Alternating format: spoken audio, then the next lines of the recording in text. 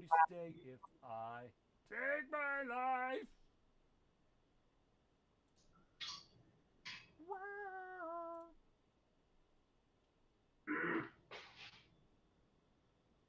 Weird.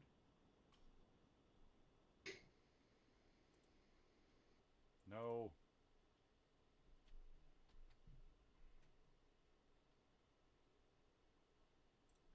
Fun fact, if you hit F5 on a different computer, it doesn't refresh the page on the other computer.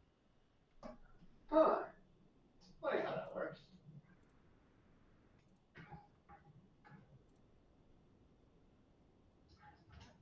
Oh.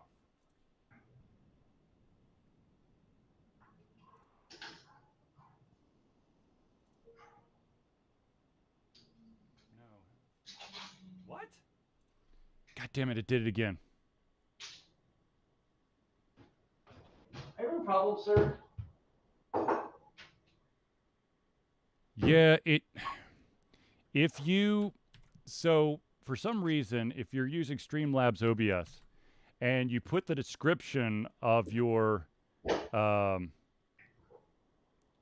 show before the title, before you input the title, it will erase the description and default to the last one. Well, that's just silly bananas. It's a pain in the arse, is what it is.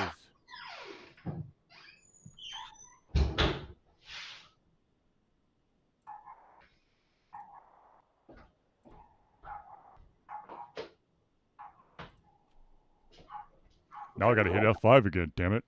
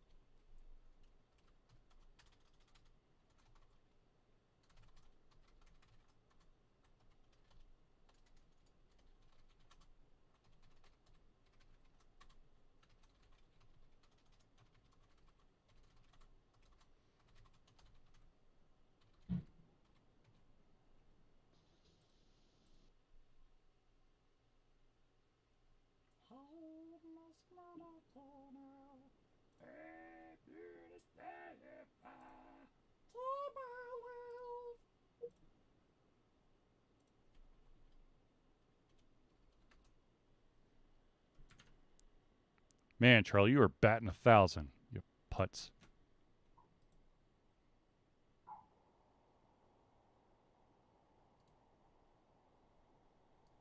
Take my life. Wow.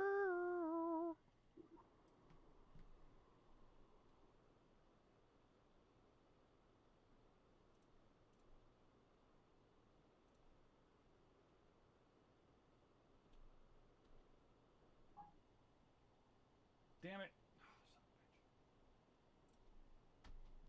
Helps if I focus on the correct page to hit the refresh.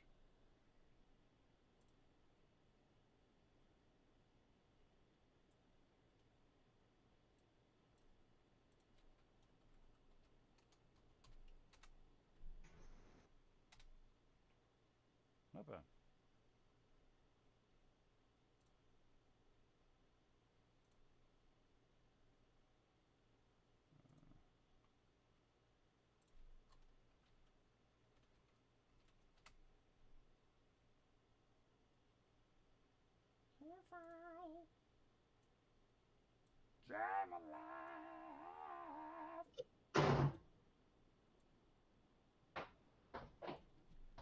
I just can't get the song out of my head, man.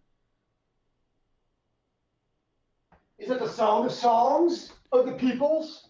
Miss Murder by oh shit. Now I just lost the name of the band. Miss Murder by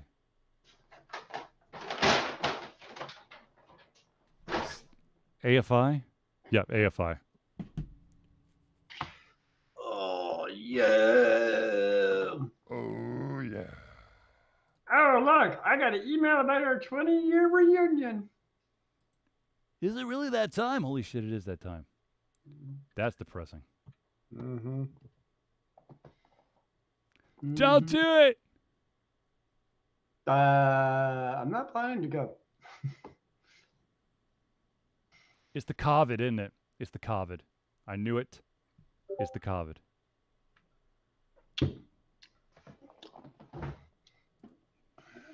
No, I just don't really care about seeing people I haven't seen in 20 years.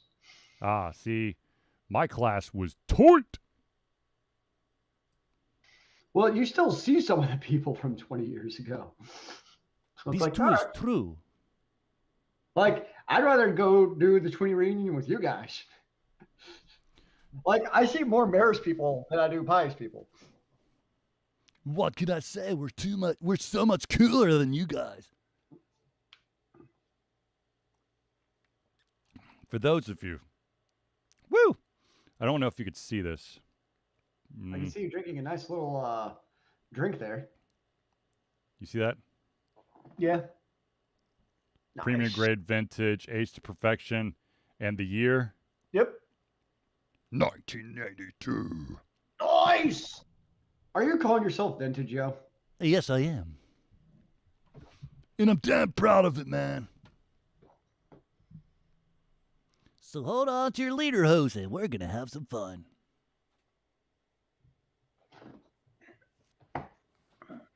Oh, Christ. The children are running back and forth upstairs. This is not good. What else would they be doing? I don't know. Going to sleep? It's almost 8. Goddamn children. Running around like crazy things. I mean, it could be worse. It could be, burning textbooks in your attic. Touche. I mean, I could advise them to do that next time if you prefer. Please don't. Like, your dad really doesn't like it when you run around, so instead you should burn things because What the hell? it creates much less noise. What? By the way, how did they deal with the, I think, what was that, the Tuesday night epic storms? Okay, so those storms, holy shit balls. They were intense, man. Man, it was like it was almost as if the thunder was just constant. It's like there was maybe like a millisecond break between the thunder. Well, and then you see because through my blinds, you can still see the flash of light. So like, Oh, dude, it was it's like, lighting up like a Christmas tree. so it's almost like a lull, like a 10-minute lull where I could fall asleep, and all of a sudden, like the flash would wake me up. I'm like, yeah, No, dude, seriously, Arlo was trying to crawl in to my man. body. He was so freaked out. Did y'all lose any trees? No. The neighbor lost like a couple small branches that were already dead, but I'm surprised that the neighborhood didn't have any kind of damage because we usually, have a tree that decides, fuck it, I'm falling over. Well, that's what happened to one of my coworkers. It wasn't during the storm. It was at like 6 a.m. just from all the water just sitting there. It just fell over. Well, that was like 6 inches of rain in some places. It was nuts. And it was in a very short amount of time, too. That's no bueno. I always enjoy the post, like actual rain, just constant, like not cackle thunder, but the rumble thunder. Yeah, Just the nonstop, like just sitting in the background. All right, ladies and gentlemen, we're about to begin. Zelius, what are you drinking again? Chocolate milk. Chocolate milk. And George Dickel, some kind of George Dickel, I don't know. Well, I will cheers you with the bourbon. Excellent. And I'll take a swig, and then I'll switch over to my Mountain Dew, and then we'll start the show. Real quick, this shirt, created by Felicia Day. Embrace your weird. Amazing. This shirt created by Pre-COVIDness. Did you go? Let's talk about it on the show. Let's talk about it on the show. Ladies and gentlemen, here we go. Everybody hold on to your lederhosen. We're doing this shit. Helps if I record.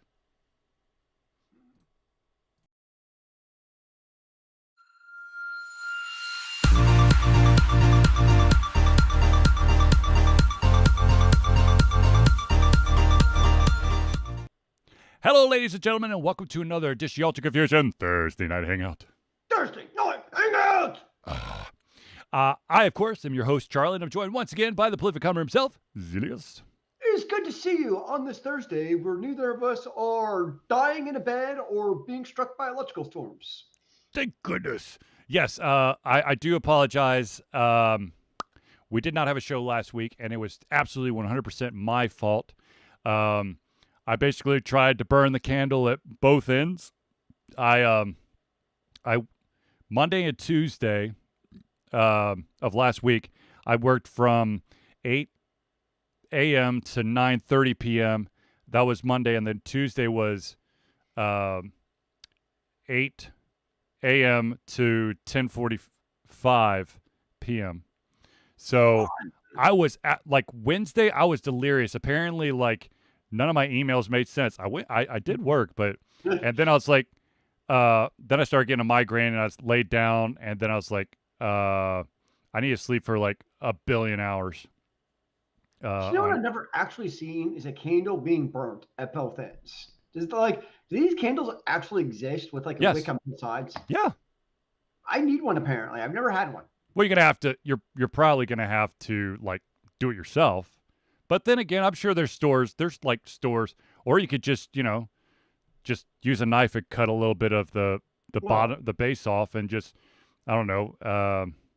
Use a clamp to hold it in the middle, but that's still going to be kind of awkward to pull or clamp and collect the wax in a proper location. So it's a race to the middle.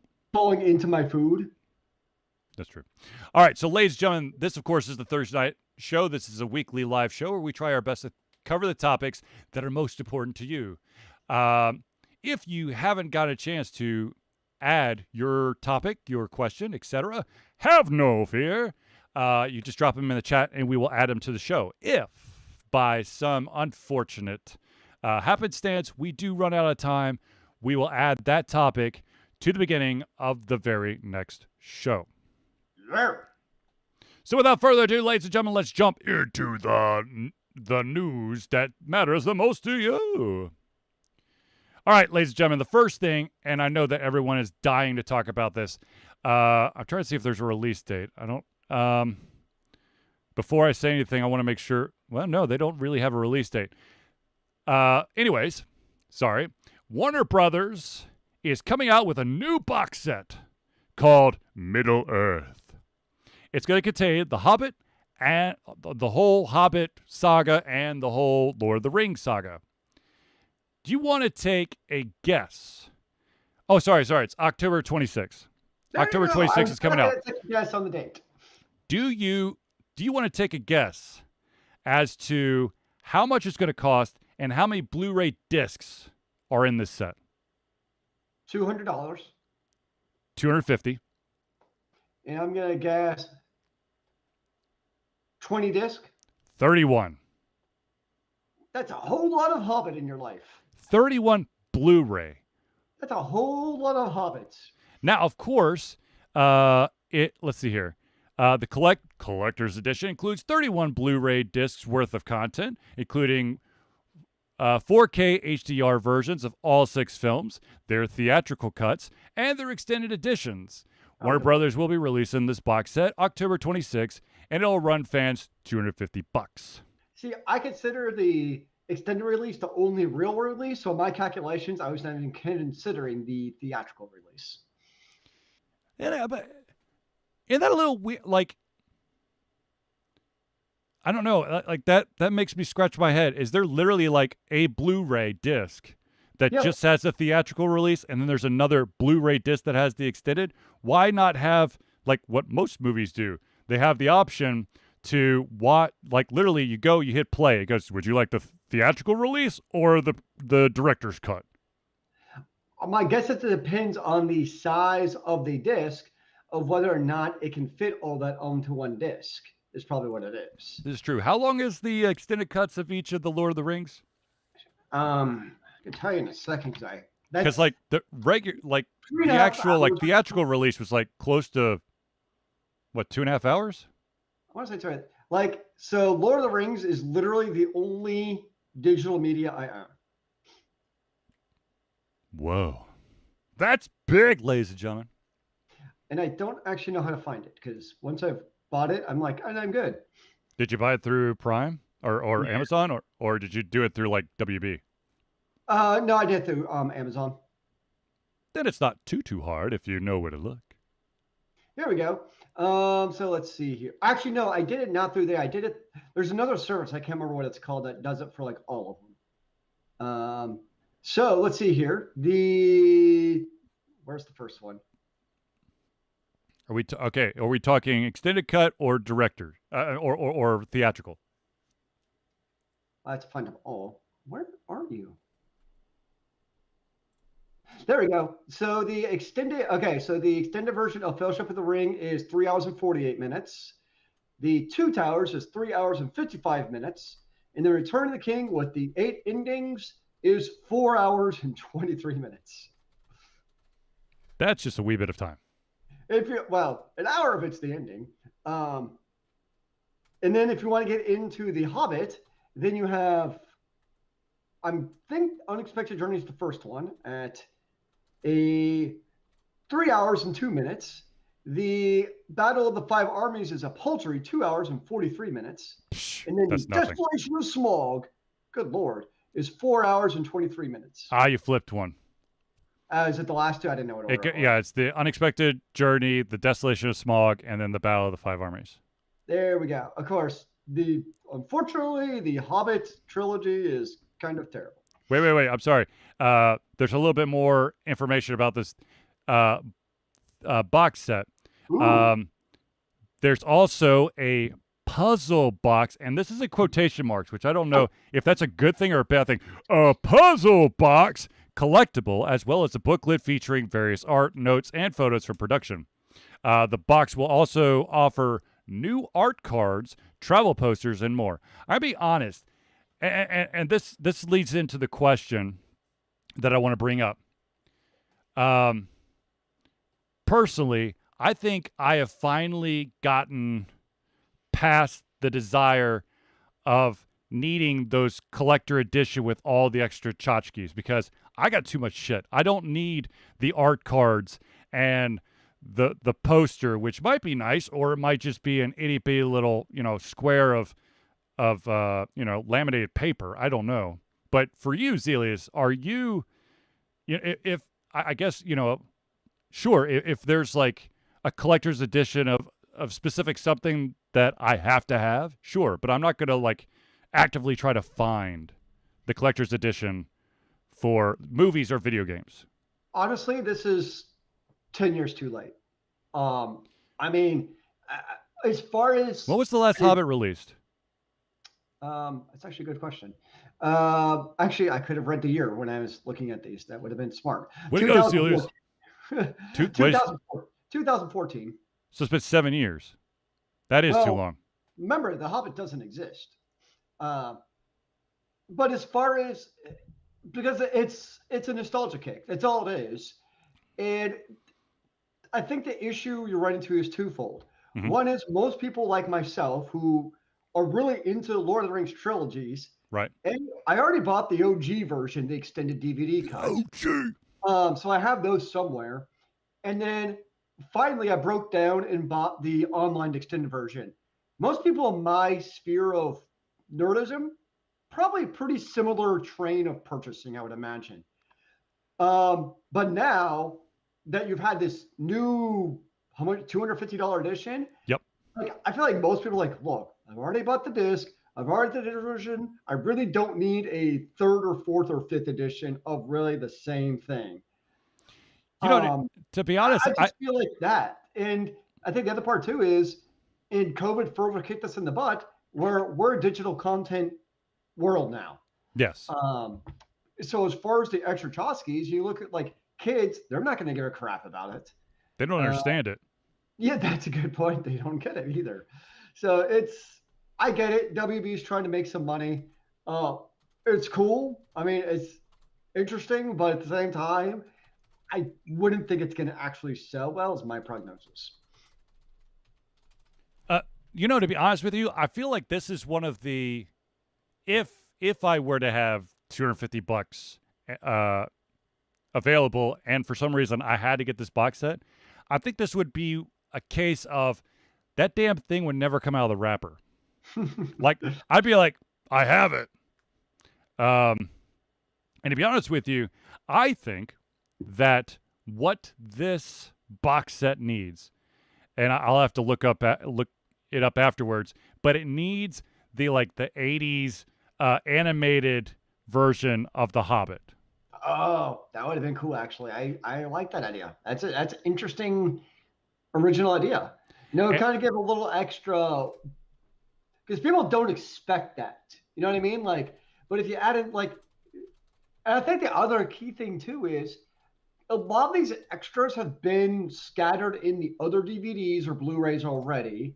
A number of them are also available online. Mm-hmm. And I think part of it too is a lot of these extras, if you kind of pay attention to interviews with the actors, these stories have probably already been told throughout the years through various webcasts and interviews and stuff.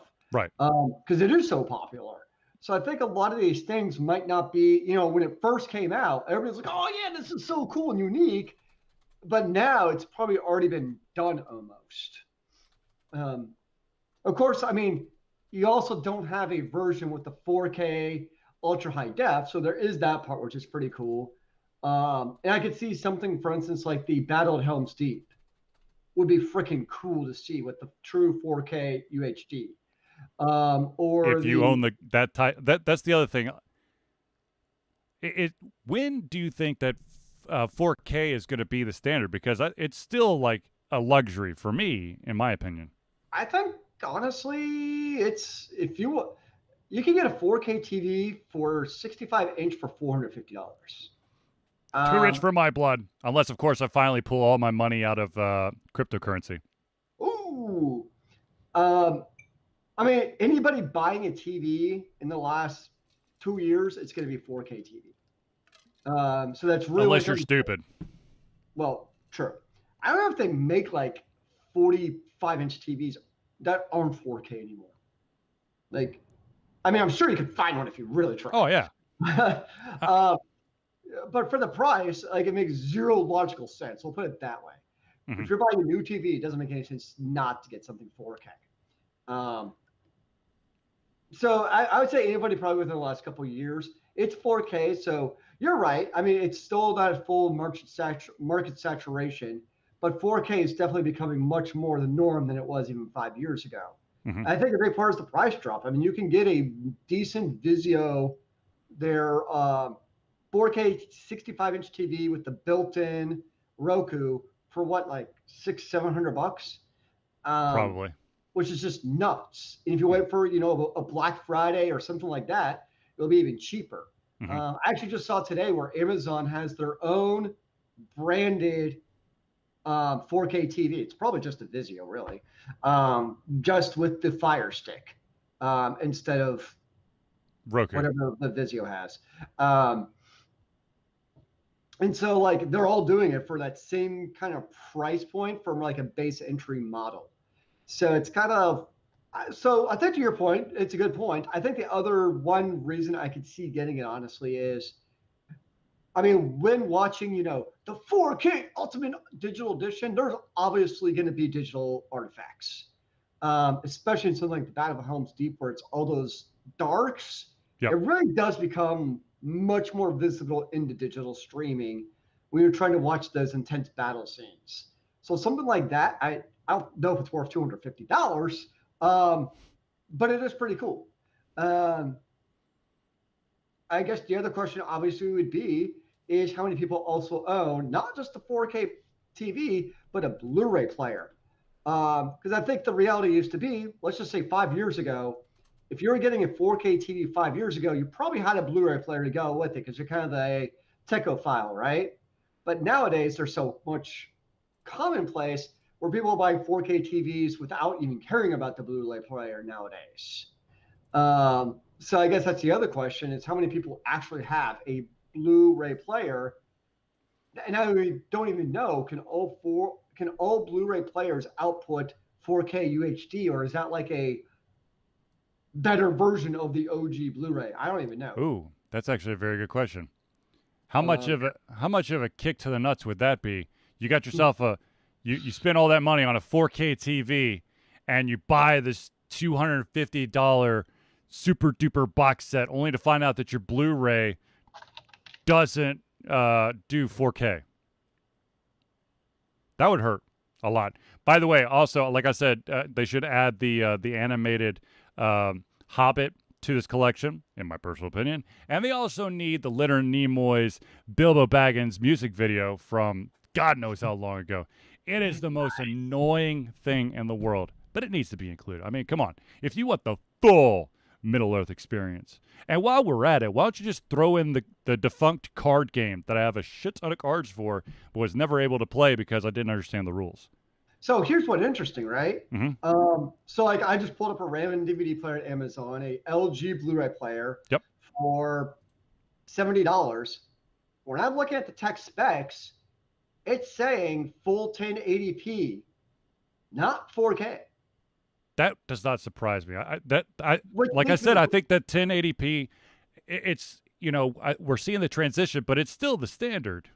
So yeah, like I defined. So now I'm on a $131 Blu-ray player Mhm. that does the 4K playing. So I guess to answer my question is no, a Blu-ray player is not by default 4K. You have to get you don't just have a Blu-ray player. You have to have a good enough Blu-ray player to play it in all its glory. Otherwise, you might as well just have the streaming version. Yep.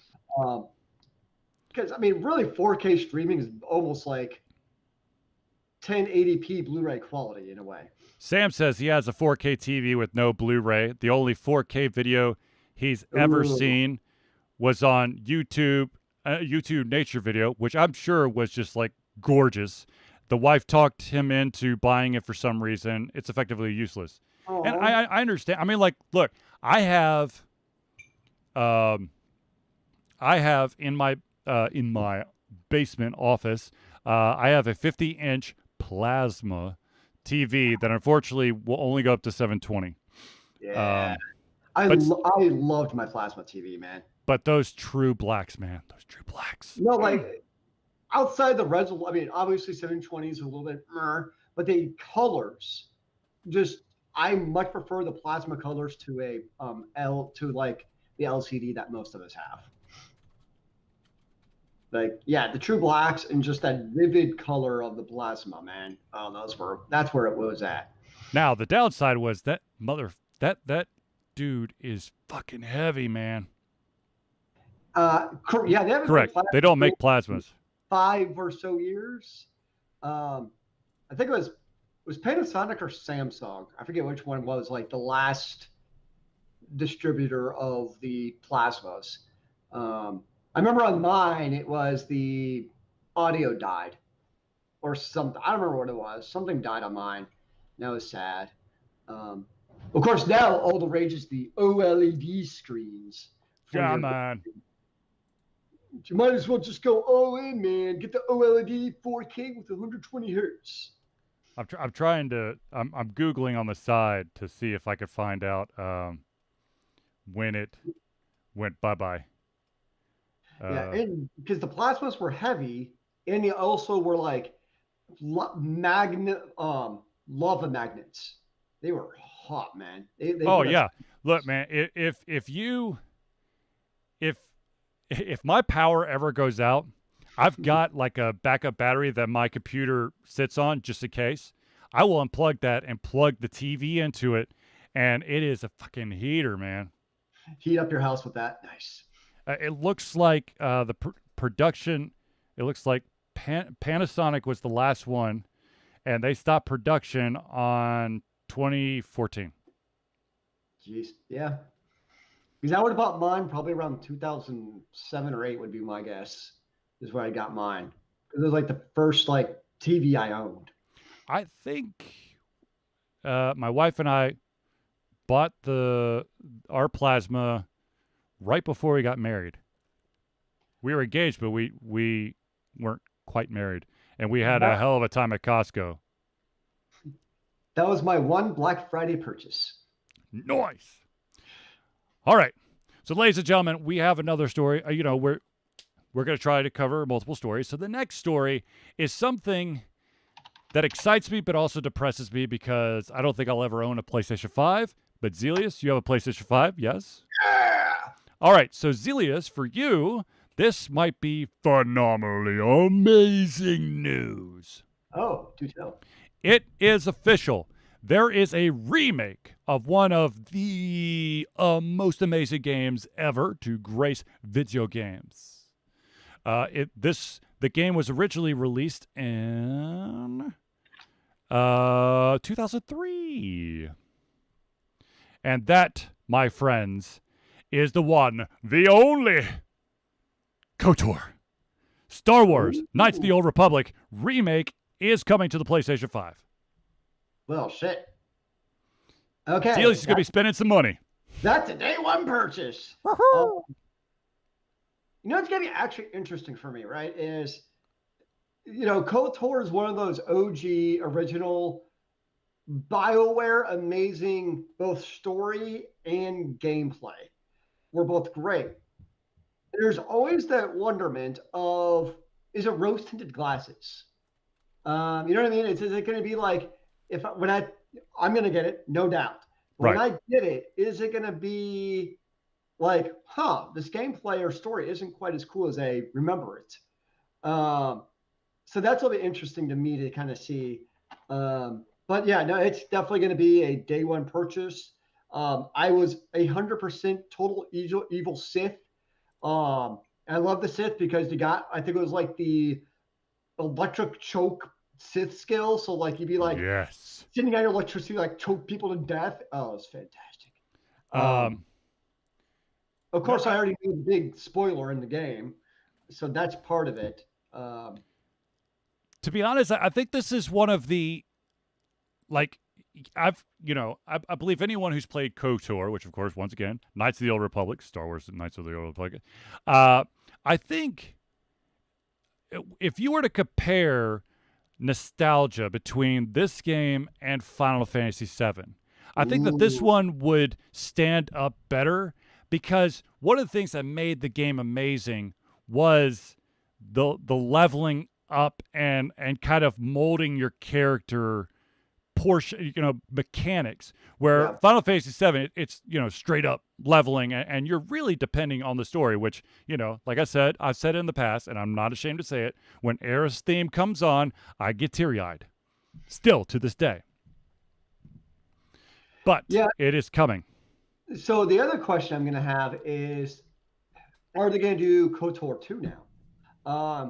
Because on the one hand, you have KOTOR 1, which is a 10-star original, versus KOTOR 2, which it's the definition of the first half to 75% of the game is solid. And then basically the publisher was like, oh, you have to finish the game. But we're not finished. Nope, you're pretty much finished. Release the game. And so basically the game wasn't finished because the publisher said, sorry, developer, you're out of time to finish it.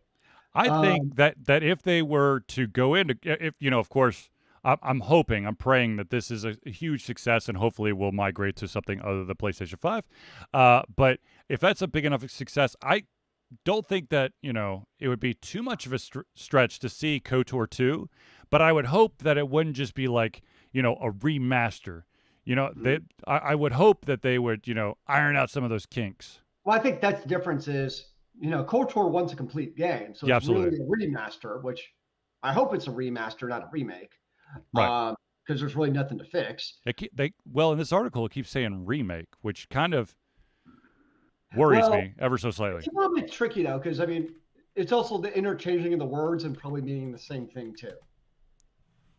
Maybe I'm being overly optimistic here. Versus KOTOR 2, which I think it needs more than just a shiny gleam if they're going to redo it.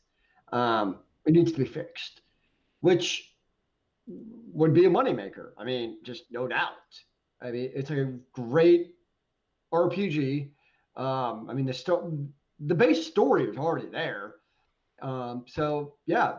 But the other game I really, really, really want them to remake, which I think would actually be a more dramatic remake for the PS5, than KOTOR would Mhm. honestly be, yeah, I've said it before many times, would be Jade Empire. And I think Yep. it's because of the way the combat plays. Yep. Um, I feel like the graphics and the immersion for Jade Empire from a gameplay perspective would benefit more from a new generation console engine than KOTOR with just the style of gameplay. I feel like Jade Empire would actually have more of a drastic improvement on the original gameplay. So I hope they remake that. That's my dream. Okay, so I'm looking at the actual Star Wars website right now, and they're stating it is a remake. Things are going to be tweaked. Hmm. Hopefully, it's just like maybe ironing out some of like the stories and maybe some of the quests that were kind of lackluster, Yeah. and they don't touch too much of the core because that okay. So here's a question for Zelius and the audience, and I of course will answer as well. What if a game does get remade? Um, how like I if it's an amazing game, if it's something that we have nostalgia for, how much is it going to pain you if this remake truly changes some of the stuff that you loved? So for me, there's probably three big things. One is there's the twist in the game, um, which I'm not going to say what it is for obvious reasons, but there's, like most video games, there's a twist, right? Right. So you hope that stays. Two is it's not like I remember the storylines, right? Like obviously I remember the main storyline of the twist, but I don't remember like I had this quest where I had to go help the guy at the Emporium. Like I don't remember that. Right. But a big trend, and developers have talked about it. So one of the big hallmarks of the original BioWare games, like the KOTORs and the Jade Empires and Mass Effects, is the good versus evil dynamic. Right. And KOTOR is very overt about it. I mean, you do some downright dastardly stuff. If If you you go, want to. yeah, if you want to, if you go the Sith route, and developers have talked about over the years how, like, we feel like gamers much prefer like great nuance, or it's not straightforward as far as being evil versus good, but you're just more the almost like you almost have like neutrals, not like evils and goods when you're thinking of like the holy trinity of D&D alignments. And so I hope that from a story perspective that that KOTOR remake does not do away with that. Mm-hmm. Because think about it, that's also such a big deal that's ingrained, even outside of how interesting it is from a gameplay perspective. That is part of the ethos of Star Wars. Right. It's Sith versus Jedi, hate versus love, I guess. But all those different dynamics, that is such an important ingrained part of Star Wars. I kind of take away that, there is right and wrong. There is, well, I guess if you're Sith, it's not wrong. But there are two polar opposite ways of taking action and approaching a problem. And that is very important to the KOTOR, not just KOTOR, but to the Star Wars universe. And I think negate that at all would be a disservice to what Star Wars is in the first place. Not just from a good gameplay storyline, but just how well does it work into the Star Wars universe. So I really hope they don't take away from that. And I had a third thing, but I think I already forgot it. Random question: is KOTOR canon? I don't know. Don't know. Because I know they like That's a great Lucas. question.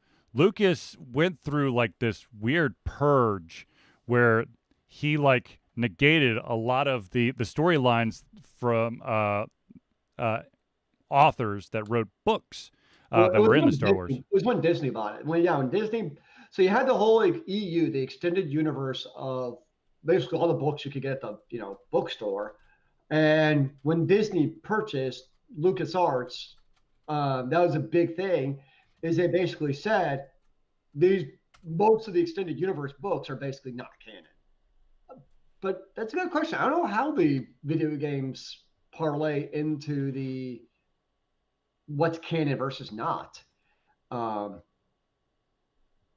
And the thing is, I don't follow Star Wars enough to know in general, like if the characters in the video game are also players, like maybe in the books, or they're characters like in the movies that I just never noticed, or even like all of the cartoons and animes that they have. So I don't know about the canon-ish of KOTOR. Okay, so I just looked it up on the other computer, and okay, this is like strange as hell. Um, the if you were to take the path of light in KOTOR, it's canon. If you do not, it's not canon. Okay, that's actually kind of funny. Yeah. So How do I you guess do that? I mean, well, no, it makes sense. So I guess if the canon story of your main character is the path, they're obviously Jedi. Um, and well, okay, no, it actually does make sense. Yeah, so if you actually play to the end versus so the ending of the game does change. It's actually a pretty catastrophic change versus being Jedi versus Sith. mhm. So it kind of makes sense that only one of those would be canon because totally different. It would almost be like the equivalent of like in Mass Effect of what is canon. Let's just say there was canon. I mean, there's not, but let's just say there is canon for what really happened in Mass Effect according to Disney because they bought the movie rights. Right. Let's just say whether or not you let the Geth live. Like Ooh. all of a sudden, that becomes canon of one choice versus the other. The choices you actually make in KOTOR are that important as far as that dynamic. Or So or the oh god, what was the name of the spider race? If you let them live or not? the Arachne, Yeah, Arach- Arachni, something like that. yeah. So Anyways, like, but that's the choices you do make in the end with KOTOR. So I do get where that part is canon. I can get behind that. it's just interesting, you know. That is funny. Yeah, it Uh, is. and- but- Zelius made mention of something real quick. He's just talking about, you know, in Dungeons and Dragons, you got all these different alignments, and ironically, it reminded me that I'm a sucker for Facebook. What are you tests, and I did take what is your alignment, and to my not so much surprise because this is the alignment I always played when I was playing Dungeons and Dragons or anything along those lines. It was true neutral. And when I popped out the other side of this questionnaire, I'm true neutral. Ta-da! True neutral, the class of archers everywhere. It's I don't give a shit. Sometimes I do bad things, sometimes I do good things. It's just a roll of the dice. But, you know. Okay. So, Or flip of the card. huh? Or flip of the card. Capers. Well, true. I mean, well, if you're thinking flip of the card, that's the fate system, where you utilize sometimes you utilize 52 cards, sometimes you utilize 54, like most of Nurburger games that utilize the card system. They do 54, so you can have your boon or your what was the other one? What was the failure? Boon or not botch. Was it botch? No, I think it was botch. I think it was boon or botch. Yeah. So, be very interesting to see. Like I said, I pray that when this comes out, that it's that PlayStation 5 only has a timed exclusive, and then it goes out to every other platform. Because I would love to pick up this game again. I would be honestly really surprised if that's a permanent exclusive to PS5. Yeah. Because was it originally a PC? Xbox. I mean, I know I played it in PC, but wasn't it originally a PlayStation game? No, it's an Xbox game. Or was it originally Xbox? Is that what it was originally made for? Yep. Because I played in PC, so I would be surprised if that's a PS5 because that to me is. So I get like obviously first party like Horizon Zero Dawn and those kind of games or Right. the Halos. Those to me make sense of being console exclusive because that's what really drives, in theory, the sales of your console. So as much as we might not like those, I get it. Mhm. But if I'm a publisher unless Sony is literally backing up a really big Brinks truck to Disney, that one doesn't make much sense to me. Agreed. Now, I want to pause and like we do every single week, I want to pause and do friends of the show because these are the individuals that truly help us keep the lights on. So without further ado, ladies and gentlemen, let me just do some shout outs for friends of the show. Let's start out with the amazing Indie Cluster. The Indie Cluster is an organization of independent game developers that want to gain exposure by being involved in the community. They collectively journey to popular conferences as a traveling booth to help gain attention for their games. They make partnerships in local communities to bring games to the mainstream mindset. They highlight local, unusual, and rare concepts to challenge the paradigm of the common. They also host events to teach kids and minority groups about game development to hopefully one day enter the industry themselves. If you'd like more information, go to indiecluster.com. That's INDIECLUSTER.com. Now, ladies and gentlemen, let us do the next shout, and that, of course, is Noodle Boy Media. Founded in 2015 by Andrew Tran, Noodle Boy Media, previously Whack Kid 47 Media, is your choice for professional photo shoots and panel recordings at conventions. They pride themselves in providing a high level of professionalism, top-notch experiences, and quality services. If you want more information and to view their full list of service, check out facebook.com/noodleboymedia. Noodle boy! Noodle boy! Now, of course, I have to, this man has done amazing things for me. He is my chiropractor, so I got to give a shout out to Hero Chiropractic. Hero Chiropractic is a unique healthcare practice set up by Ryan Moore. The company's focus to elevate a patient's experience of freedom, creative expression, and joy. They believe that everyone can be a hero and has incredible heroic potential inside themselves, waiting to be unleashed. Hero Chiropractic focuses on mobile chiropractic care in the greater Atlanta area. They're committed to healing clients by creating a plan of action uniquely suited for each person. They make that plan of action as convenient and affordable as possible, and most importantly, suited to your individual needs. If you want more information and you're in the greater Atlanta area, check out herochiropractic.com.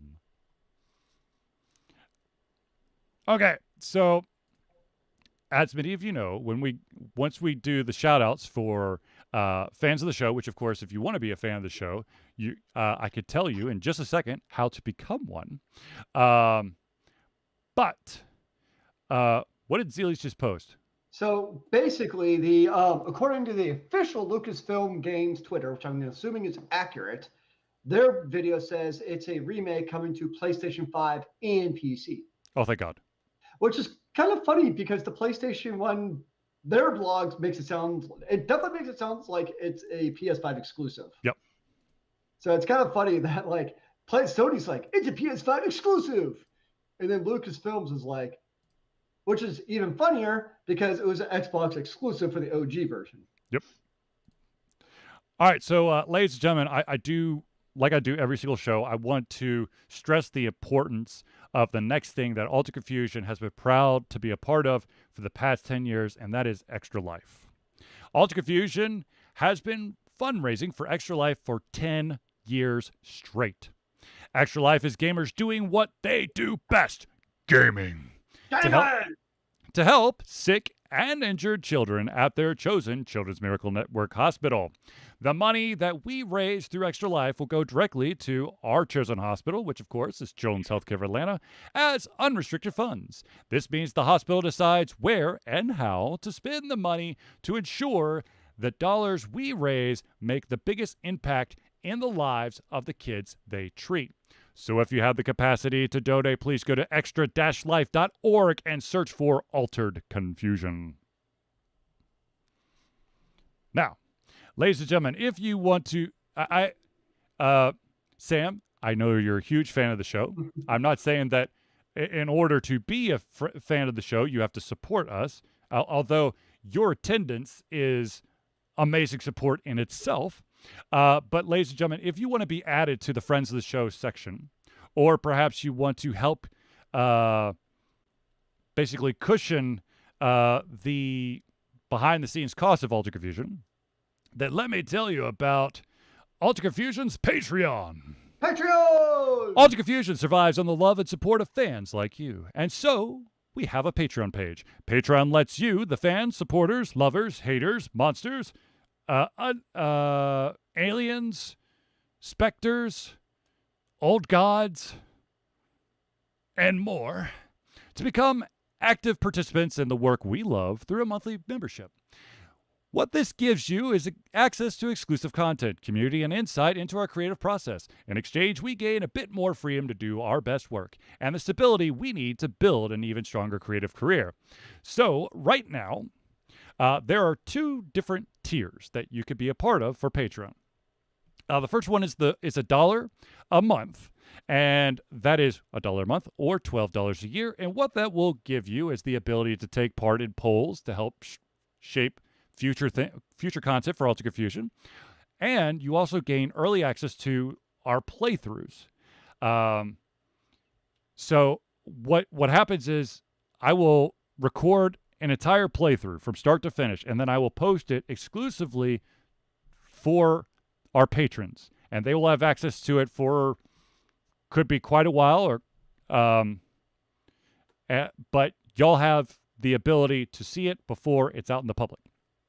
Now, there's also a $5 tier, and that is $5 a month or $60 a year.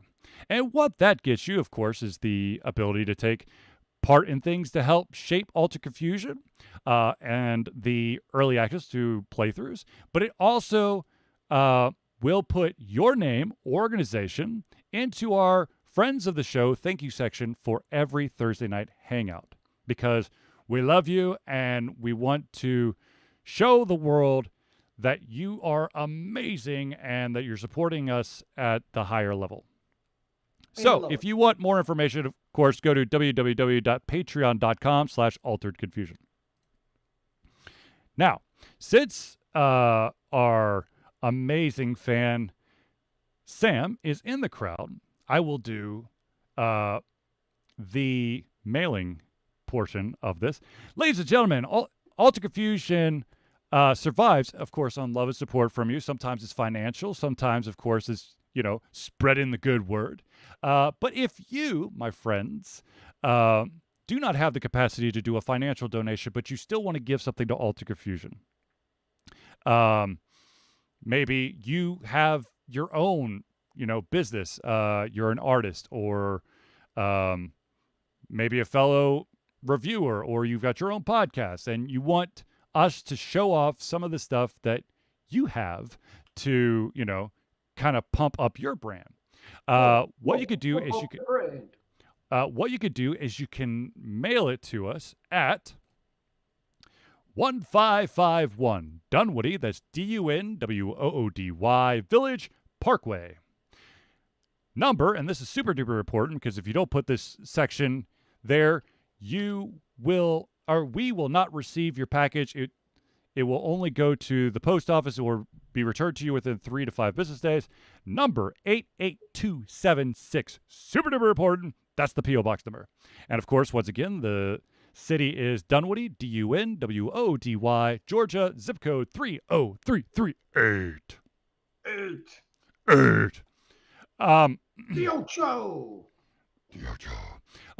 So before we go on, as many of you know, it was a big weekend for conventions. There's 2 humongous conventions that happened over the weekend. One, the local one here in Atlanta, was Dragon Con, and of course the big one in Seattle was PAX Prime. Cecilius, the question is, did you go to Dragon Con? Alas, I did not make it to Dragon Con this year. Sunday. The people I usually go with were unable to go. They had a valid reason. They actually had a very valid reason. And so I just wasn't quite feeling it to go on my own this year. So, nope, I did not make it to the Dragon Con. I for sure will be buying tickets for next year in anticipation of more awesomeness. But at least for one year, I've I'm going to take a little bit of a gap this year. So hopefully in 2022, we can fully get back into the craziness.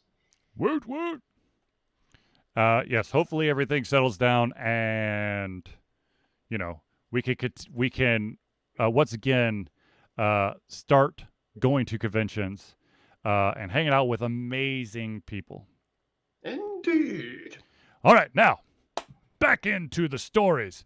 This one's interesting, and I'm going to apologize. I do not remember who sent this story to me, but this was my cat. It might be Rose. Who knows? But here's something that's really interesting. There is a story coming out of the UK that basically said that legally, what Star Citizen is doing, in some regards, is not illegal. And what they're doing, and they've been doing this forever. I mean, this when Star Citizen started. First of all, Star Citizen is a massive multiplayer online flight sim by Robert Space Industries. Yep. It first appeared on a Kickstarter in 2012, and of course they canceled the Kickstarter and brought their own page because they need funds constantly.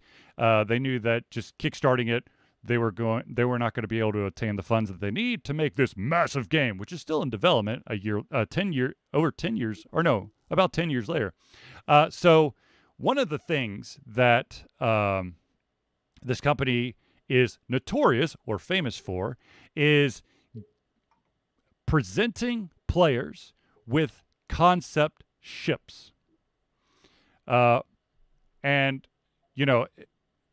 usually to begin with, they've got all these different price levels. And if you pledge X amount of money, you could get like some cool ships in your hangar. But then they also have the ability to purchase additional ships, of course, to help fund the game. But they have been selling for real money ships, concept ships, which technically are not available. And there is no exact date of availability. So basically, they're selling smoke or mirrors or whatever. And so the UK is going, no, I can't do that, man. Yeah, it's tricky because you think about it, like that's happened with some video games, right? Where basically I purchased a video game that really didn't come out, basically. But I think the difference, though, with something like Star Citizen is, in my guess, I haven't seen the article, but my guess where they're in trouble is not just happening once, but it's now a pattern. Like this is something that's happened time and time again with Star Citizen, where it's like a product, a digital product. It's like, hey, you have this cool ship, and it's like, where is my $350 ship I just purchased? I think that's probably more so the trouble is not just happening once, but a history of these type of actions. It's promises. That's all it is. You're paying real money for promises that may or may not come true. But I would think, though, that would be Star Citizen's argument. It's basically like, well, we still we made a promise, but we're still trying to make it happen, basically. Look, man, there's been a lot of promises, especially on Kickstarter, where I have yet to see the product. So, yeah, no. So I'm a little bit torn because it's, on one hand, I get it as a consumer, where if I purchase something, I use the word purchase loosely in this situation. Right. Of course, I want to see something, but I also, in a case like this, hopefully by now people kind of know what they're looking at with Star Citizen. I still have no idea. Like I said, it first popped up on Kickstarter in 2012. The original release date was 2014, and then it got pushed to 2016. And so we're in 2021 right now, right? Yep, 2021, and it's still in alpha. So supposedly, according to some websites I was just quickly perusing, it's crowd surfed over $350 million. Yep. It's interesting because you would almost think, like, after the initial kind of fear over, like, what the hell is this game? Is it real? Like it's almost vaporware. That people would have been like almost stopped crowdfunding the game. But if anything, the amount of money they're actually bringing in has only gone up since 2012. They're saying like 2020 is their most crowdfunded year yet. So if anything, it somehow continues to keep up its steam. It's not like losing crowds; it's actually gaining them somehow. Now, Yeah. I do want to stress that I just remembered the other curveball that these developers are notorious for when it comes to these ships, these concept ships. It's limited supply. We are only going to put 30 in the game when we finally put it in. So, fork over $250 to assure that when we actually get around to putting this in the game, you're one of the lucky few.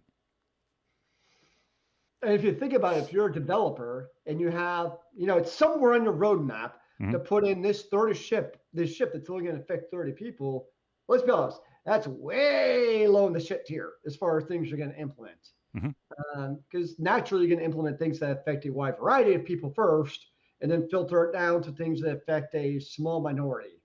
So that's kind of the other gotcha game you play because, you think about it, if like this is a game you're into, and you say, like, oh, I get this exclusive ship that nobody else is going to have. It's pretty cool.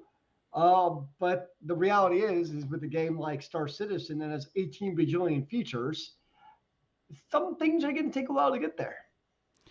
I do also want to point out that, and I've said this on the show many times, I actually bought into Star Citizen back in 2012, and I put down $125, and I totally forgot for like years. And then I'm like, I wonder, did I actually? Because I remember I put money down for the Kickstarter, but I couldn't remember if I actually put the money that basically got, they never charged me because the Kickstarter never ended.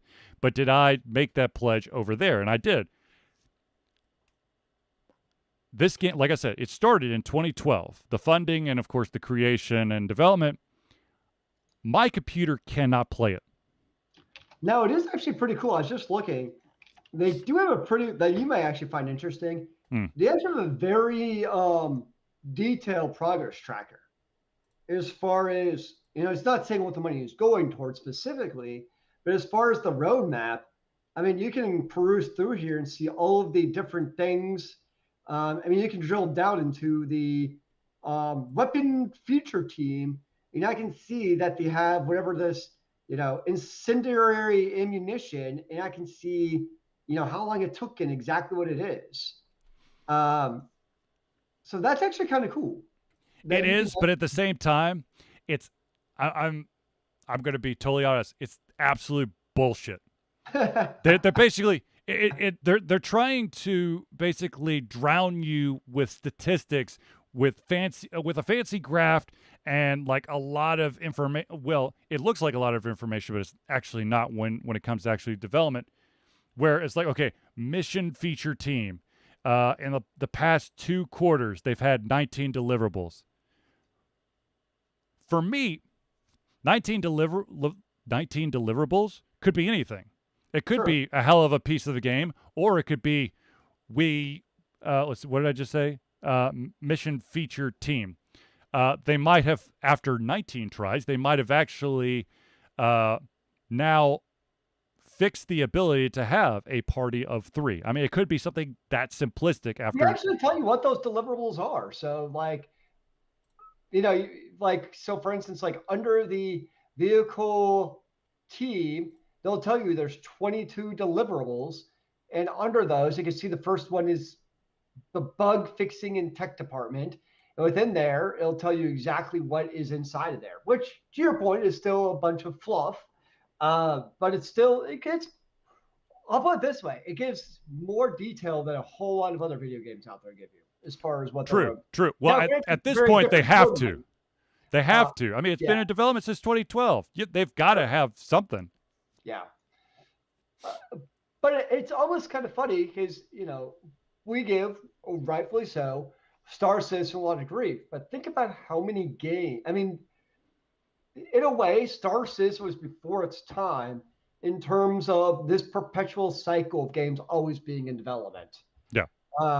Like the game I've been playing quite a bit most recently is a game called Last Epoch. It's a action RPG, just like Diablo or Path of Exile. It's all of those. Yep. But it's constantly in development. And like every week or two, there's a new patch and boom, patch notes with what they did.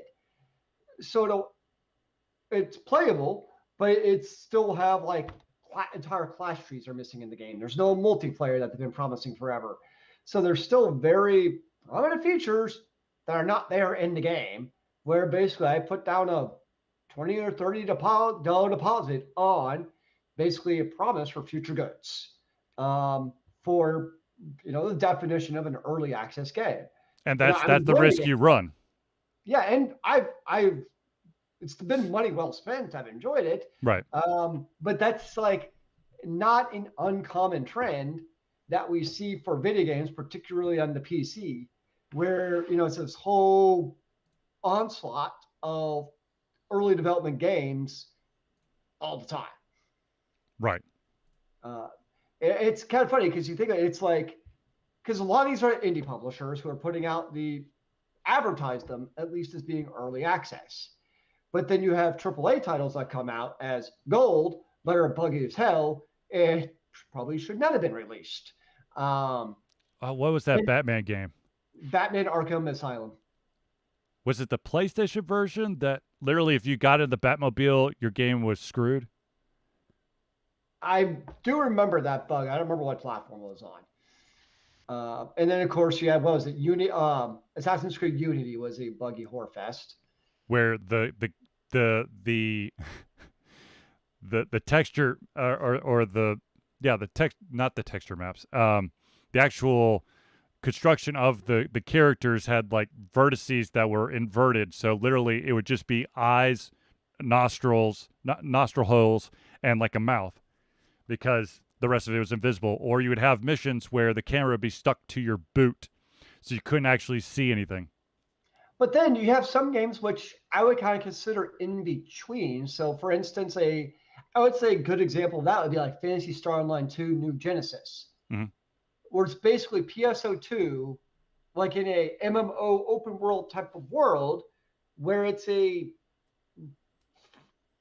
I use the term loosely here, fully implemented, not considered early access, but yet it's the very definition of gaming as a service, where it's going to be continually ongoing content added to the game. So even though it's not called early access, really, what's the difference between PSO2 New Genesis and Star Citizen, where it's constantly released content to really eventually, if ever, get the full version of that game? It's really, what do you call the game? Or call the current release date, I guess is maybe another way of putting it. Touche. I mean, I could make the argument of, well, at least PSO2, I'd actually be able to play. I would be able to tinker around with the settings, and it would be stable enough for the game not to randomly crash, which Star Citizen still does. Sure. Almost 10 years later. But I mean, I understand. But for me personally, when it comes to MMOs and then they release a sequel, I understand that, but I always am fearful that you're going to fracture the shit out of your fan base and also your server populations. And if you really fuck up the sequel, what is the percentage loss of individuals? Like if it's really bad, people are going to stop playing the sequel. What percentage of those people will go back to the original, and what percentage will you lose forever? Yeah. And I guess, I don't know what it is, but obviously there's something about Star Citizen that keeps people, I don't know if they're playing the game, because I don't know if the game's playable. But obviously, people continue to pump money into the game via crowdfunding.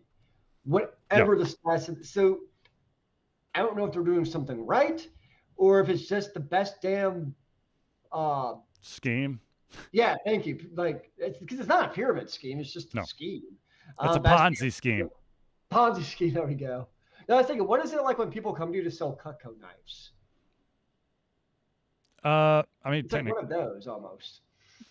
my mom has Cutco knives, man. I had a buddy who was a Cutco knife salesman and actually rose up through the ranks. Nice. But those are the what do you call it? Carpetbaggers. I actually had somebody who came, like, I was a favor to a friend who came to me to do like the pitch of Cutco knives. I'm like, look, I'll get straightforward. I probably ain't buying any. Like, Yep. nah, we'll still do the pitch. And at the end, it's like, do you want to buy any? No. Can I have a list of 5 friends who you think would buy who I can do a pitch to? No. See, Yeah, that's the shit right they there. were not happy. That's the chain letter crap that they try to pull on you. And, I'll like, give you a discount if you tell me 4 other people I can harass. yeah, they were much more upset with me over the fact that I would not give them like the names of people to contact than the fact I didn't buy anything.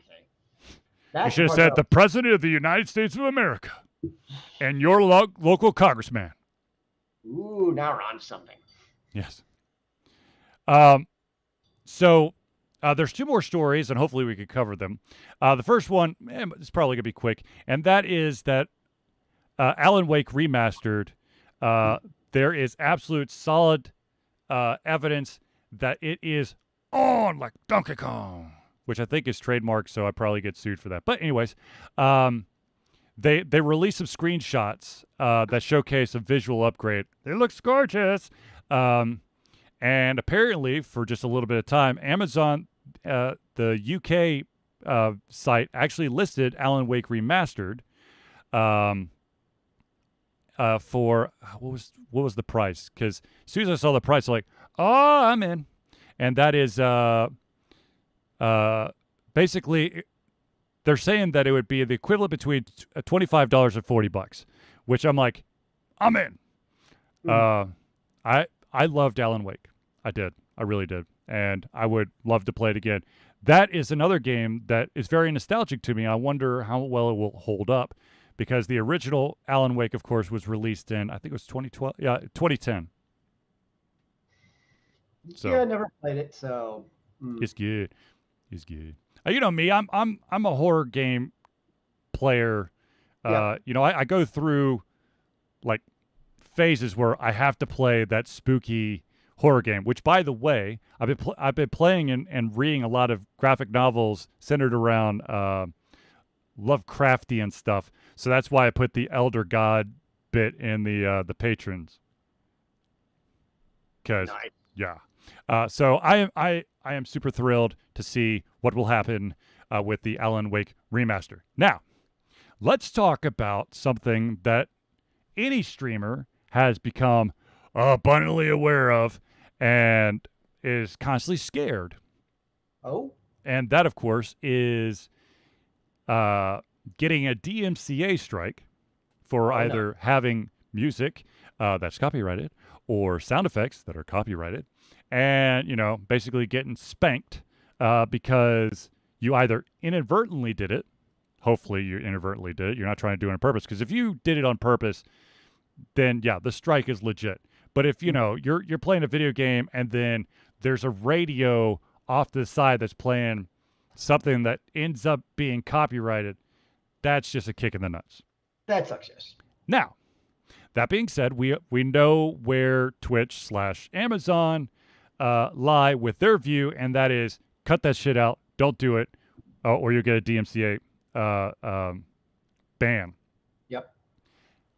So Facebook has just come out. Facebook Gaming has 3 different levels for streamers. Mm-hmm. They have your average everyday streamer. You have a second tier, which is called the level up creators. And then you have the affiliates. And the affiliates are, of course, as soon as you get to affiliate status on anything, that's where you can actually make some money. But the news that just broke was that Facebook has expanded its access to licensed music for game streams. But there's a caveat. It only applies to level up creators or affiliates, not your everyday streamer, which kind of sucks. But at the same time, cool. That's something to aspire to. So basically, if you don't make money for Facebook to get in the shaft is what it comes down to. Exactly. If you're making money for Facebook, of course they're going to take a little off the top, and they're going to that little bit off the top is going to go for towards paying for the license of the songs and music and sounds. But of course there is another caveat, and that is you cannot try to run a radio station. It has to be you are gaming and you have your favorite, mixed song list in the background. Makes sense. So, I mean, I just checked, and we're not eligible, by the way, on Facebook. Oh, I know. The one of the things that is required is some astronomical number of hours viewed per month. It's like 60,000 hours. I'm like, ha ha ha. 60,000? I don't even stream that much a month. Jeez. That's like you got to be on 24/7. You got to be streaming every single day for what does that actually break down to? Let's see. 60,000 divided by 30. That's 2,000 hours a month of streaming for me. Now, of course, it could be a really really popular video, and it could get the 60,000 hours for shorter, but still, it's 2,000 hours, which, of course, would be 24. What the hell? That can't be right. That's not possible. You can't do that. Now, do they mean, though, like the hours that your community has watched? So in theory, Yes. if you have like 100, yeah, so that makes sense. So in theory, if you have 100 viewers, you divide that number by 100 and you have what you really need to stream. So that's the idea. Right, but still, you have to have, yep. So if you were divided by 100, you're still looking at 20 hours of content that 100 people watched. In what period of time? A day. Oh, shit.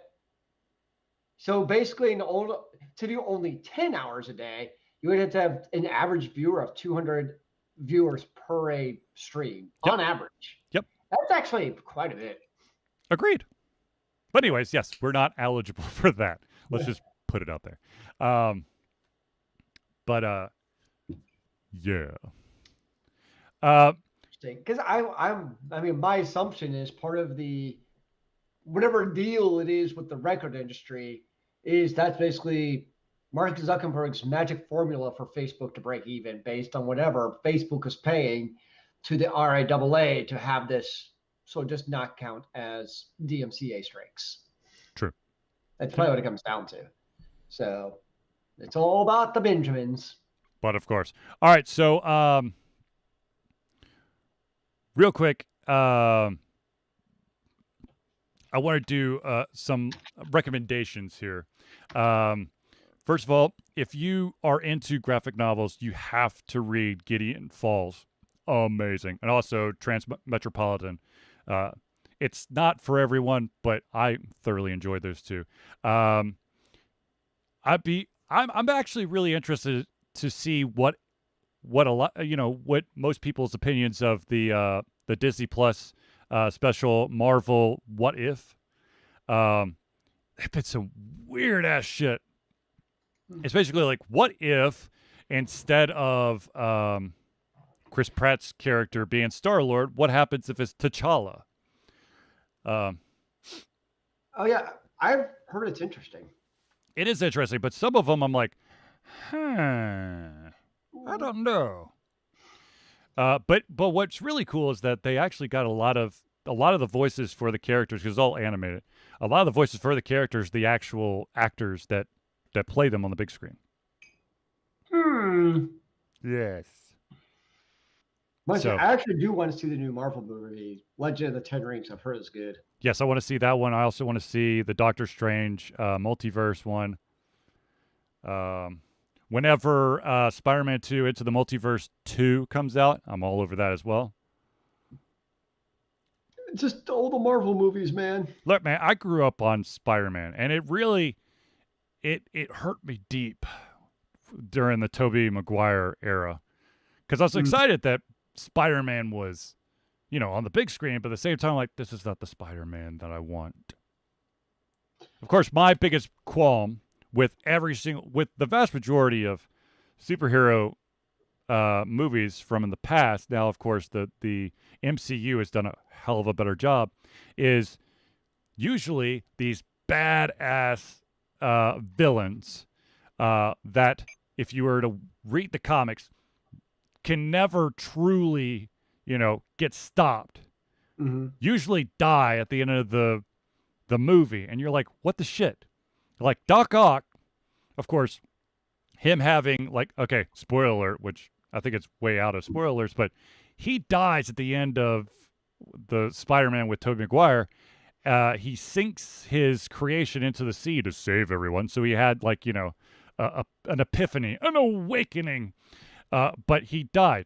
And I'm like, what the hell, dude? He's been in like hundreds of issues of Spider-Man. He's been, basically dogging this dude. And within, was it an hour and 23 minutes, he goes from becoming Doc Ock to going, you know what? I'm a terrible person. I'm going to die to save the world. But have you seen the trailer for the new Spider-Man movie? Yes. I don't think it's a spoiler then to say that, does he die? It's a total reboot. Though I do like the fact that but it's the same enemy. Like, it's the same right, it's the same actor, which is kind of cool. I'm not gonna lie. That's really fucking awesome. But yes, it is a reboot, and I do find it humorous. Someone posted a meme of Aunt May through like all of the movies, and every single reboot, Aunt May gets younger and younger and younger. Was it Benjamin Button who does that? Yes. What? Yeah. He starts as an old man and then regress or goes backwards. It's secretly Marvel's version. They weren't telling us. Yep. Aunt May is really Benjamin Button. Rocky. I'm totally honest with you. I think I only watched the first two Rockies. Rocky's wife got smart.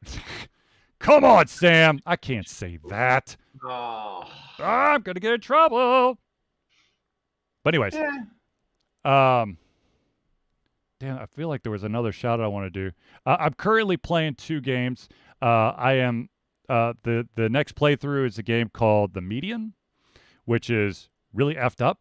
And then the game that I am streaming is Dead Secret Circle, which is a follow-up of, I think it's called, I can't remember what the first one was, but something happened in the second one that if you watch the stream, I had a very interesting reaction. I was like, nope, not doing this shit again. Because there's a main antagonist in the first one that should be gone. Spoiler alert. I mean, it's. I think the game's been out for a while, but anyways, it basically it's either a hallucination or it's back for real. What is it? I don't understand. I don't know. So there you go. It's a spoiler, maybe. I don't know. It could be or could not be. I don't know. We may never know. The world may never know. And of course, I know Zelius loves RNG games, which of course is random number generator games. So I have yet another game for Zelius to check out. That is definitely an RNG game, and that of course is called Card Thief. That sounds like the very definition of exactly what I love. I think it's a 3x3 grid of playing cards, and these cards have like different characters and items on it, and you're a thief, and the more you move, especially if you move through like cards that have light on them, your stealth number goes down. Of course, once you hit 0 or below, they capture you. Game over. No, not the game over. Game over. So, anyways, check it out. I know Zelius is dying to play it. I already started playing it right now. Shazam! All right, so, ladies and gentlemen, we have reached the end of our show. Now, before I sign off, I do want to say just a couple things real quick. Once again, if you have the ability to do so, please donate to Extra Life. It doesn't have to be Alter Confusion's Extra Life. If you have a friend who's doing it, please donate to Extra Life. If you want to be a part of it, go to extra-life.org where you can get all the information. There's still plenty of time to join in and help raise money for the Children's Miracle Network. Children's Hospital. Dang it. Children's Miracle. Ugh. Hold on. I'm going to get this right. It's one of those places, but I don't know. It is the Children's Miracle Network Hospitals. I don't know why I get tripped up on that every single time. Anyways, you'll learn it. And then, of course, ladies and gentlemen, COVID is still a fucking thing. So protect yourself. Be careful. There are many, many people who are not vaccinated. There's a lot of youngins who can't get the vaccine. So please be careful. Which, of course, if not a hoax? Huh? You mean it's not a hoax? No, it's not a hoax.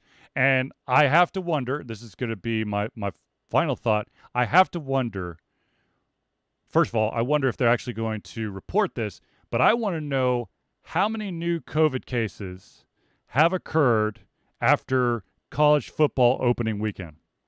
Because the University of Michigan has a stadium that houses 110,000 people, and it was sold out. And when they panned the crowd, there might have been 20 in total with masks. Ain't nothing going to stop us from American sports, sir. Yeah. All right. So, ladies and gentlemen, without further ado, I want to thank everyone for tuning in to the Alter Confusion Thursday Night Hangout. For myself, Charlie, and Zelius, it's been a pleasure giving you everything on our heads, our mouths, and of course, our hearts. We'll be back next Thursday for another Alter Confusion Thursday Night Hangout. Remember, kids, keep on gaming in the free world. Amen to that, brother.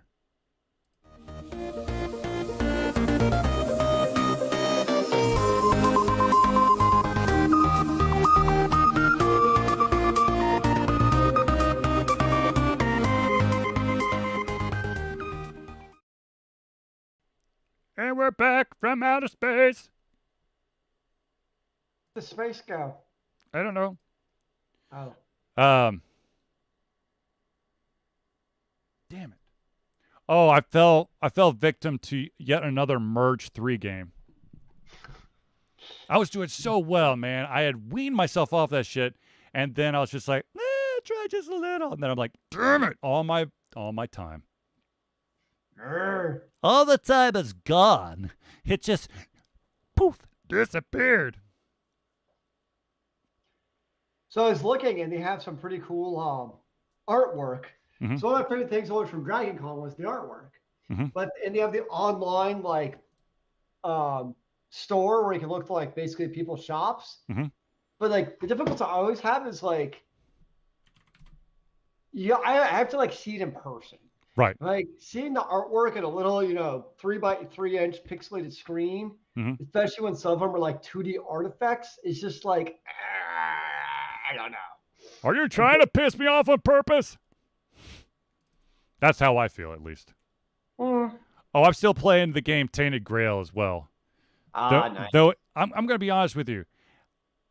It's getting really fucking repetitive. And I've opened up all the characters. And some of the characters are I cannot play them.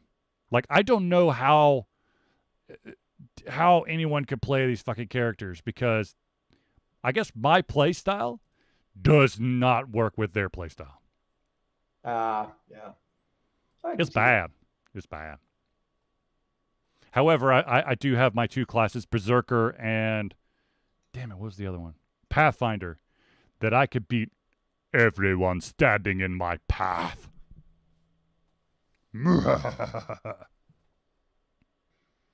Did you truly beat everyone in your path? Yeah. Oh, nice. I cleared out every single section. Nice.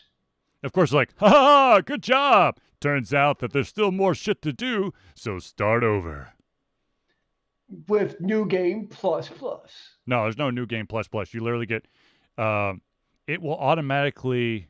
So when you first load in the game, it allows you to set the difficulty. So you can set it easy, difficult, level 1, 2, 3, whatever.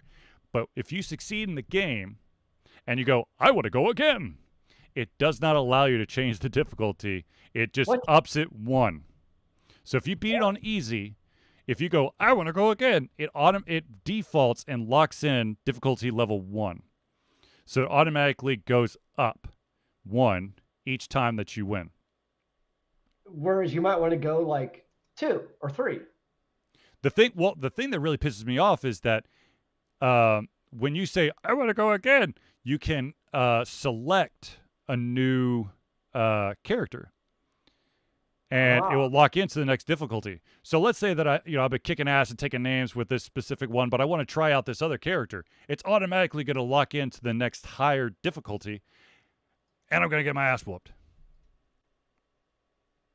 End of story. My arse is whooped. That one's for you, Charlie. Oh, God. Oh, God. Oh. And his is like, I mean, that's one booth I've seen at Dragon Con. Like, that is one where like the picture does not do the actual skill justice. Like their artwork is amazing in person. Oh, that's pretty. It's okay. So this is yet another example of this dude. I mean, it's amazing, but at the same time, it's not his IP, and he could be sued. Well, that's basically all the artwork on here. For any convention, let's be honest. Yeah. So anywho. Yeah. All right, ladies and gentlemen, I am going to sign off. I need to talk to Zelius real quick, but thank you for tuning in. Of course, if you want to catch up on any of the shows from previous weeks, go to www.alteredconfusion.com and go to the video drop down at the top of the page, and you can select Thursday Night Hangouts. It'll give you a very good selection. It doesn't have every single Thursday Night Hangout because I was not going to create a new page for every single hangout. I might have some passion, but I'm not insane. There's no way in hell I could have put all like 200 episodes, which would be 200 pages. No, thank you. You have skills, man. Oh, I know I have some cries of skills, but no. Skills with thrills. Skills are the thrills that kills. All right, so ladies